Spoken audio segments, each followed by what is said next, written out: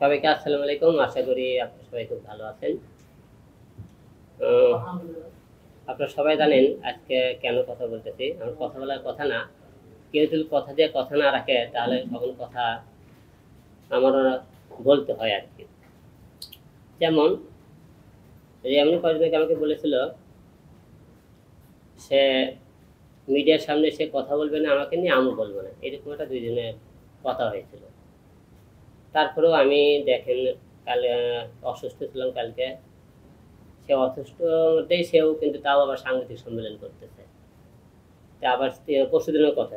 আচ্ছা মূলত কথায় আছে আমরা এখন রিয়ামণি কালকে সাংবাদিক সম্মেলনে একটা কথা বলেছে, তারা কক্সবাজার ঘুরতে গিয়েছিল, ঘুরতে যেয়ে ম্যাক্সোবির সাথে সেটি দেখা সম্পূর্ণ মিথ্যে। তার ভাই রাকিব সহকারে এবং রিয়ামণি ম্যাক্সোবি তারপর কক্সবাজার তারা যায়। মূলত কক্সবাজারের যে ঘটনাটা আপনারা সবাই দেখেছেন। এখন ইতির সাথে আমি গান করেছি দেখে সে মনে করেন কক্সবাজার ম্যাক্সোবিকে নিয়ে সে চলে গেছে গান করার জন্য। এখন কথা লাগে রিয়ামণি প্রতিবারই বলে কি বলে আমি কাজ করবে গেছি, কথা বলে সে কাজ করতে যায়। কাজ করতে গেলে কাকে দেওয়া লাগে? ম্যাক্সোবিকে নিয়ে যাইতে হয়, আর কোনো লোক নেই, তাকেই দরকার। এখন ম্যাক্সোবি আজ থেকে 4 মাস আগে তার বউ ছিল ইতিকে সে ডিভোর্স দেয়। এই কাগজটা আপনারা সবাই দেখেন, ইতিকে সে ডিভোর্স দিয়েছে 4 মাস আগে। ইতিকে ডিভোর্স দিলে তাহলে ইতির সাথে কাজ করলে মনে করেন তাহলে কিন্তু আমি কাজ করে অন্য কেউ কাজ করলে এটা কিন্তু সে বাধা দেওয়ার কোনো অধিকার নেই। আর আমি ইতির সাথে কাজ করলে রিয়ামণি চলবে কেন? আর কিছু হলে রিয়ামণি তার কাছে কেন যাবে? তাহলে অবশ্যই তাদের মধ্যে সম্পর্ক আছে। সে বলে আমার তার সাথে সম্পর্ক নেই, বন্ধুত্ব সম্পর্ক। সে বন্ধুত্ব সম্পর্ক আছে। কক্সবাজার যেদিন যায় আমি রিয়ামণিকে ফোন দিই, রিয়ামণি করছে আমি কক্সবাজার নেই, বাসায় আছি, আমার ফোন ধরে না। তারপরে ম্যাক্সোবিকে আমি ফোন দিলাম, তুমি কই? কোথায়? বসুন্ধরা। ম্যাক্সোবির একটা অডিও আছে, আপনারা শুনবেন। করছে আমরা হলে দেবো, আমি বসুন্ধরা।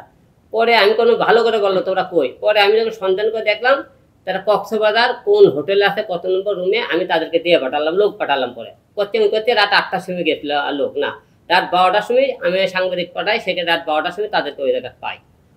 ঘটনা হলো কি তারা মিথ্যে কথা বলে সেখানে গেল। আর আমার কথা, তোমার সাথে ক্যাসাল হলে তুমি কেন তাকে নিয়ে কক্সবাজার যাবা? এর এই উদ্দেশ্যটাকে প্রতিবার থেকে আমাকে সম্মানটা কেন হালি করতেছে।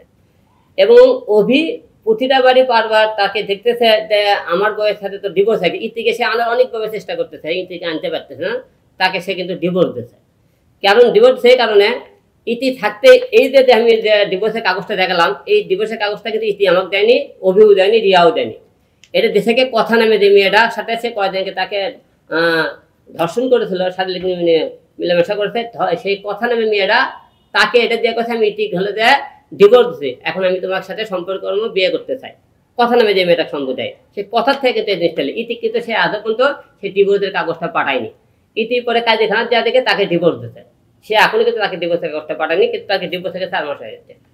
তারপরে মনে করি সেখান থেকে ডিভোর্স হওয়ার পরে সে মনে করেন রেখে রিয়ামণির সাথে সম্পর্ক করলো। রিয়ামণির সম্পর্ক করার পরে সে মনে করেন করার পরে সে একের পর এক কি করতেছে, রিয়ামণি মাথাটা ধুলাই করতেছে। হ্যাঁ, ও বলছে যেদিন মনে আমি বগুড়া আসি, আমি বগুড়া আসি 5 তারিখে বগুড়া আসতে ইতির সাথে আমি রাস্তায় থাকে, তার সাথে 2-3টা আমি ভিডিও বানাই। আমি কিন্তু এখানে একটা ফল করছি, ফলটা কি আমার ইতির সাথে কোনো ভিডিও বানানোর কথা ছিল না, আমি আসলে ভিডিও বানাচ্ছি, এটা রিয়ামণি মাইন্ড করছে।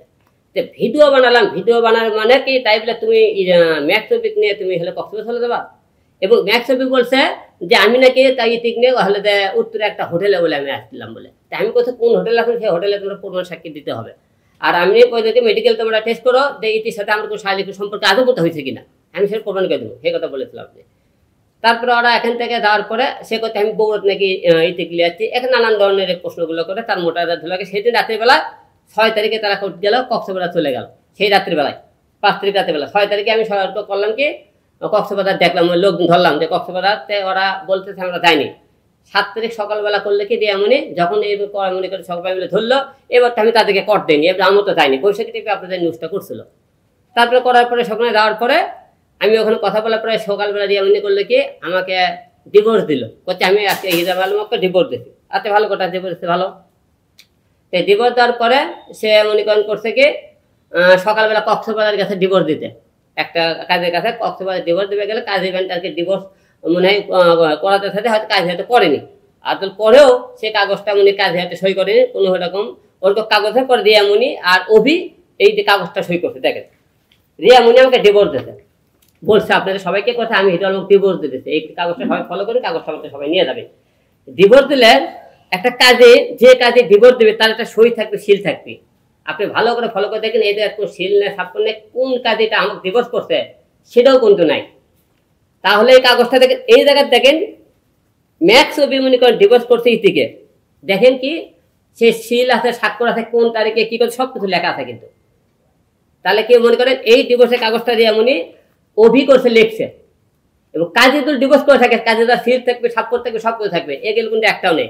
তার মানে কি করছে আপনি পাবলিক হোক সে বোকা বানাইছে, গণমাধ্যম পাবলিককেও বোকা বানাইছে কি হিরো আলম আমি ডিভোর্স দিতে। কিন্তু হিরো আলম ডিভোর্সের শর্ত কেন বলতেছে, দেখতেছে ওরকে তার মান সম্মান নেই, যেহেতু ওরা এক জায়গায় হোটেলে ধরা পড়ছে সেই জায়গাতে আমি কি করে বলবি যে হলে যে আমাকে সম্মান বাঠান লাগবে। আর ওই ছেলে দেখছে বারবার ইতিকে আনার চেষ্টা করতে, তখন ইতিকে আনতে পারতেছে না, সে বারবার খালি রিয়ার দিকে আসতেছে, রিয়ার দিকে আসতেছে, যাতে রিয়া একজন ডিভোর্স করাতে পারে। তেমন আমি তো ওকে আটকাতে পারবো না যে তুমি ডিভোর্স দাও। তাই আমি জোর করে একটা বলতে চাই, রিয়া মনি এখন ডিভোর্স আনি, সে এখন আমার বউ আছে।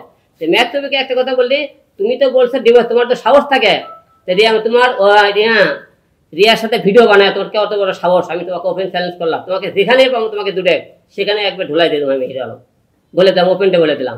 এখন সম্পূর্ণ এই ডিভোর্সটা মনে করেন সম্পূর্ণ ভুল, মিথ্যে, কোনো পাতনা, এটা সম্পূর্ণ সে ধোকাবাজি করেছে জনগণের সাথে।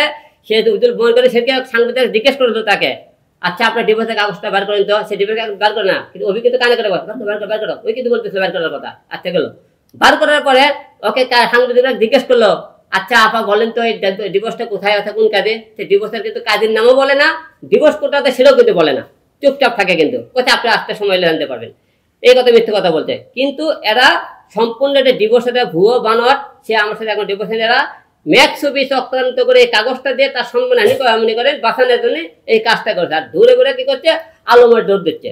আর একটা বিষয় আপনি ক্লিয়ার করে দিই, তারা আমাকে বলে যে আমার সাথে নাকি ইতির সম্পর্ক আছে। আমি আপনাকে ক্লিয়ার করে দিচ্ছি ইতির সাথে আমার কোনো রকম সম্পর্ক নাই, এবং ভবিষ্যতে যে মনে করেন আমরা আপনি গণমাধ্যমে ক্লিয়ার করছি ইতির সাথে হয়তো আরো মনে করছে ইতিকে আমি বিয়ে করবো, আপনারা কোনোদিন ইতির সাথে বিয়ে হয় গণমাধ্যমে আমাকে বলবেন যে আপনি বলতে বলতে বিয়ে করবেন না, বিয়ে করলেন কে? ইতির সাথে ইয়ে করবো জীবন তার সাথে বিয়ের সম্পর্ক নেই। আর একটা বিষয় কি দেওয়া মিথিলা দেবী মেয়েটা পড়ায় পরে আমার নামে যে বিভিন্ন রকম বক্তব্য দিতেছে, সে আমার বউ দাবি করে, তারপরে আমাকে অনেক কিছু বলতেছে। আমার কথা মিথিলা কিন্তু আদৌ আপনাকে বউ দাবি করে করছে, সে এখনো কিন্তু বিয়ের কাগজ দেন, সে পরে কি করছে ধর্ষণ মামলা আমার নামে দিচ্ছে, মামলা করে চলতেছে।